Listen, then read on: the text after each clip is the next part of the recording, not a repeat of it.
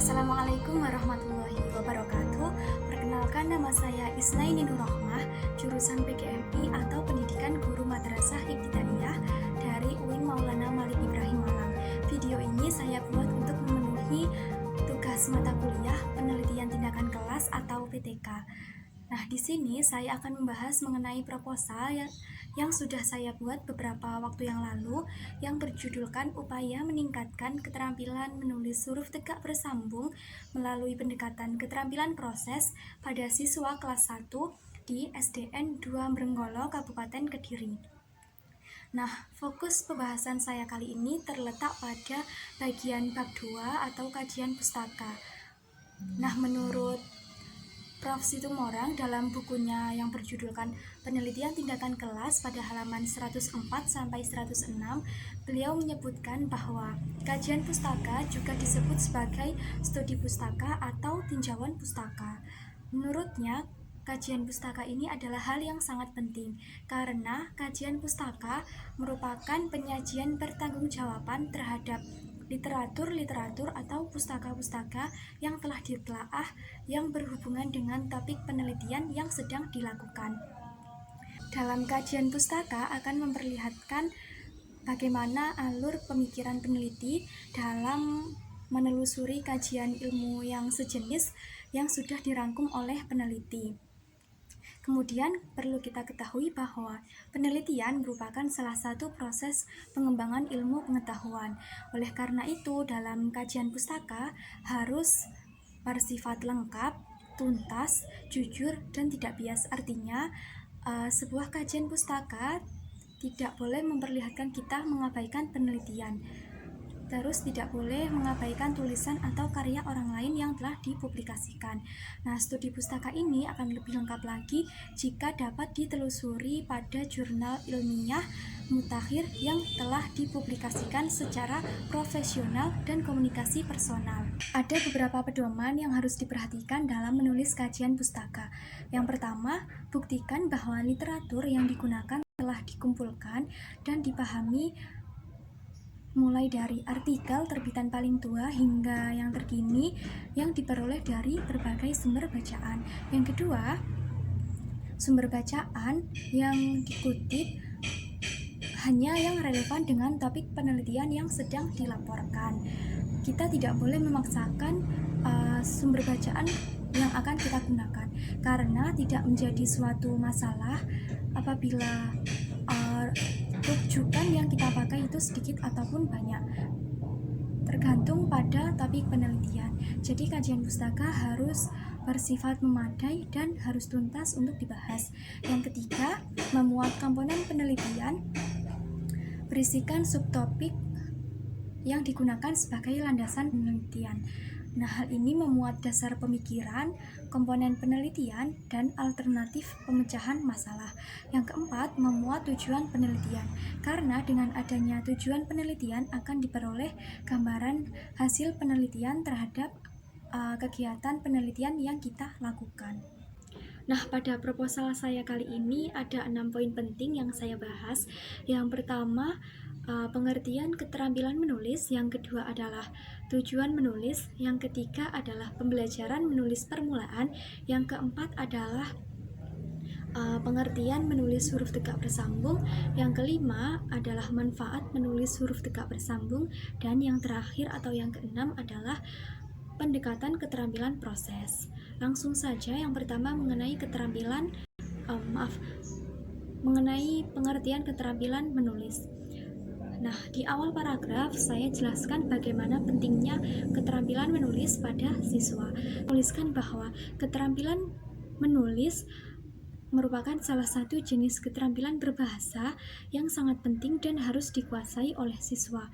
Karena dengan begitu siswa dapat berpikir kritis, memperluas daya tanggap, dan membantu menjelaskan pikiran.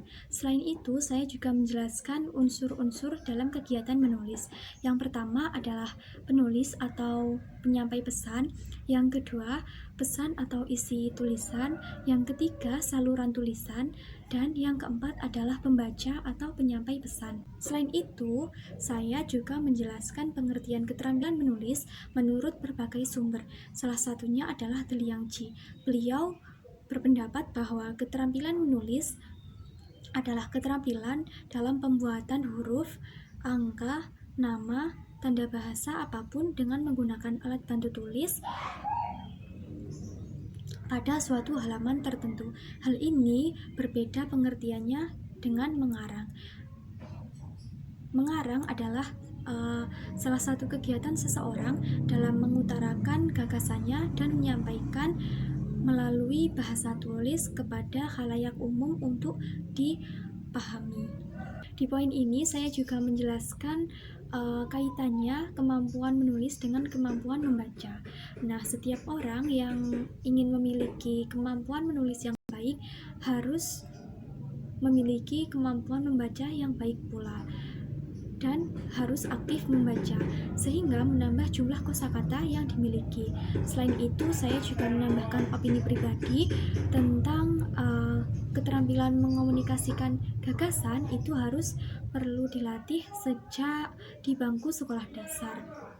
Sehingga ketika di bangku perkuliahan, seorang mahasiswa sudah terbiasa menulis dan mengungkapkan ide atau gagasan tanpa pembatasan kreativitas. Dan di akhir paragraf pada poin ini, saya menyimpulkan tentang pengertian dari keterampilan menulis. Di poin selanjutnya, poin yang kedua mengenai tujuan menulis. Di awal paragraf, saya tuliskan tujuan menulis secara garis besar, baru kemudian tujuan menulis menurut Syafi'i dan At-Tarzemi. Menurut Syafi'i, ada 6 tujuan menulis. Yang pertama adalah meyakinkan pembaca. Jadi si penulis harus bisa meyakinkan pembaca agar sependapat dengannya. Terus yang kedua adalah menanamkan pemahaman pembaca. Jadi dengan menulis, si penulis ini harus bisa membuat si pembaca mengetahui akan suatu hal. Jadi yang awalnya tidak tahu menjadi tahu. Terus yang ketiga adalah merangsang proses berpikir pembaca. Si penulis juga harus bisa membuat si pembaca ini menimbulkan pertanyaan-pertanyaan baru atau pendapat-pendapat baru, dan si pembaca harus bisa juga memahami alur kejadian yang sudah dituliskan oleh penulis.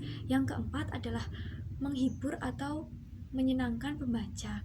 Yang kelima, memberitahu pembaca.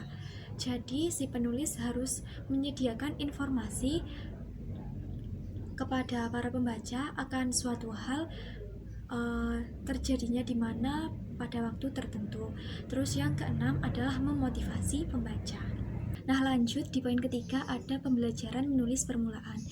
Jadi pembelajaran menulis di sekolah dasar diklasifikasikan menjadi 2. Yang pertama pembelajaran menulis permulaan, yang kedua pembelajaran menulis lanjutan.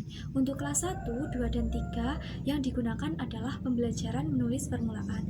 Sedangkan di kelas 4, 5, dan 6 baru mereka mendapatkan pembelajaran menulis permulaan. Nah, salah satu contoh pembelajaran menulis permulaan adalah menulis huruf tegak bersambung. Selain itu, saya juga menjelaskan tentang karakteristik anak sekolah dasar kelas 1 yang berhubungan dengan kegiatan menulis. Nah, mereka ini memiliki rasa ingin mencoba yang tinggi. Mereka ingin menulis, dan menulis lagi. Selain itu, saya juga menjelaskan tentang indikator pencapaiannya, yaitu siswa dapat menulis dengan huruf tegak bersambung melalui kalimat sederhana yang didiktekan oleh guru. Terus kemudian yang kedua adalah menyalin puisi dengan huruf tegak bersambung, kemudian membuat kalimat sederhana dengan huruf tegak bersambung, dan memperhatikan penggunaan huruf besar dan kecil. Nah, selanjutnya di poin keempat adalah pengertian menulis tegak bersambung. Jadi menulis tegak bersambung adalah cara menulis dengan menggabungkan huruf-huruf dengan aturan tertentu yang telah ditetapkan tanpa mengangkat alat tulis. Nah, selain itu, saya juga menjelaskan beberapa hal yang harus diperhatikan dalam menulis tegak bersambung. Yang pertama adalah ketepatan bentuk setiap huruf harus benar dan tepat. Terus yang kedua, ketepatan ukuran huruf dari ke atas maupun ke bawah harus benar dan tepat juga. Yang ketiga adalah ketepatan huruf harus tegak lurus. Selain itu, saya juga menjelaskan bahwa dalam menulis tegak bersambung, alangkah lebih baiknya jika menggunakan buku tulis halus. Dan tahapan menulisnya adalah yang pertama memberitahu kepada siswa bahwa menulis huruf tegak bersambung dimulai dari tepi bawah pada baris kedua. Terus yang kedua, harus membuat siswa tahu dan hafal dulu mana huruf yang mempunyai jambul atau ekor, atau yang mempunyai keduanya atau tidak mempunyai keduanya. Poin berikutnya, poin yang kelima adalah manfaat menulis tegak bersambung. Jadi manfaat menulis tegak bersambung menurut Anna Widyastudi dalam bukunya yang berjudul Giat Jitu Anak Gemar Baca Tulis halaman 155, manfaatnya antara lain ingatan anak akan semakin menancap dengan menulis menggunakan tangan. Yang kedua adalah melatih konsentrasi anak, karena tanpa konsentrasi tulisan anak tidak akan maksimal. Yang ketiga adalah melatih kesabaran anak. Dalam menulis huruf tegak bersambung, anak harus menulis dengan hati-hati dan pelan agar tidak mengalami kesalahan. Yang keempat adalah menulis akan cepat. Ya, karena seseorang yang menulis dengan menggunakan huruf tegak bersambung nantinya akan lebih cepat daripada menulis dengan menggunakan huruf balok. Hal ini akan mempermudah siswa dalam pembelajaran bersama gurunya. Yang kelima adalah meningkatkan ketelitian dan ketelatenan. Hal ini akan berdampak pada perkembangan emosional anak. Nah, memasuki poin terakhir atau poin keenam, yaitu tentang pendekatan keterampilan proses yang merupakan alternatif pemecahan masalah. Di awal paragraf, saya jelaskan tentang pengertian proses. Jadi proses adalah runtutan perubahan dalam perkembangan sesuatu. Jadi ketika siswa menerima informasi atau keterampilan baru, siswa membutuhkan waktu untuk menjalankan masukan melalui pengertian siswa itu sendiri. Nah, selanjutnya adalah penjelasan tentang keterampilan proses. Jadi keterampilan proses adalah salah satu jenis keterampilan fisik ataupun mental yang terkait dengan keterampilan dasar yang harus dimiliki, dikuasai, dan diterapkan dalam suatu kegiatan yang harus dilatih sejak dini agar tumbuh dan berkembang pada anak. Pendekatan keterampilan proses berfungsi sebagai sarana untuk menemukan dan mengembangkan konsep. Antara keterampilan proses dan penemuan konsep ini dalam pembelajaran akan memunculkan terbentuknya sikap kritis, kreatif, tanggung jawab, jujur, dapat bekerja sama, dan teliti pada siswa. Di akhir paragraf, saya jelaskan tentang pendekatan keterampilan proses dalam suatu pembelajaran lebih menonjolkan pada pemerolehan hasil dan bagaimana atau cara yang dilakukan untuk mencapai tujuan pembelajaran. Nah, demikian penjelasan tentang proposal saya, khususnya di bab 2. Saya berharap adanya kritik dan saran yang bersifat membangun. Kurang lebihnya mohon maaf. Wassalamualaikum warahmatullahi wabarakatuh.